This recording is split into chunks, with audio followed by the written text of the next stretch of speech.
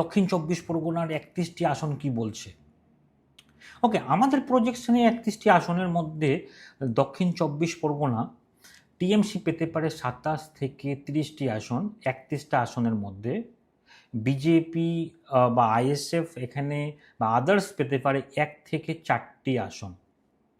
আমি যদি বলি যেটা কি সিট, যেটা ফ্লিপ হওয়ার সম্ভাবনা, রিস্ক সিট যেখানে ফাইট রয়েছে, সেটা হচ্ছে ভাঙড়। যেমন আপনার ভাঙড়ে সেখানে আইএসএফ এর স্ট্রং হোল্ড রয়েছে, ক্যানিং ইস্ট, ইন্টারনাল কনফ্লিক্ট রয়েছে, এবং আপনার মেটিয়াব্রুজ, তাই না। আর এসআইআর ইম্প্যাক্ট এখানে হাইলি ইম্প্যাক্ট ফেলেছে, কিন্তু স্টিল সেভ জন কিন্তু এটা।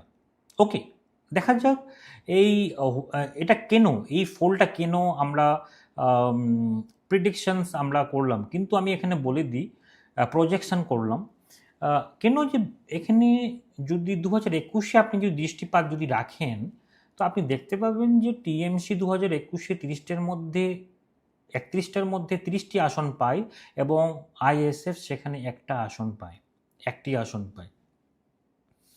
তার সঙ্গে 2024-এ এখানে সব লোকসভা সিট সেগমেন্টে এখানে কিন্তু হিউজ টিএমসির লিড ছিল কিন্তু এই 31টি আসনে দক্ষিণ 24 পরগনায়। সেই পরিপ্রেক্ষিতে এবং মাইনরিটি কনসিডারেশনস আমি যদি বলি, এবং লক্ষ্মী ভাণ্ডার, নারী ভোটের সলিড একটা প্লাস পয়েন্ট রয়েছে টিএমসির দিকে।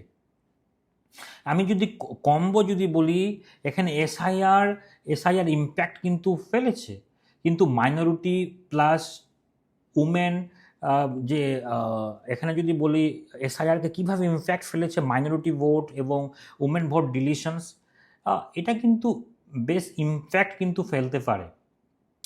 কিন্তু এই জেলা 31টি আসন টিএমসি এখনও, এটা কিন্তু টিএমসির দুর্গ, কিন্তু এখানে কিন্তু কেলা যেটাকে বলে আমরা, ফোর্ট্রেস যেটাকে বলি আমরা, দুর্গ, এটা কিন্তু টিএমসির একটা দুর্গ বা কেলা যদি আমি যদি বলি, সেটা বললে কম না কিন্তু।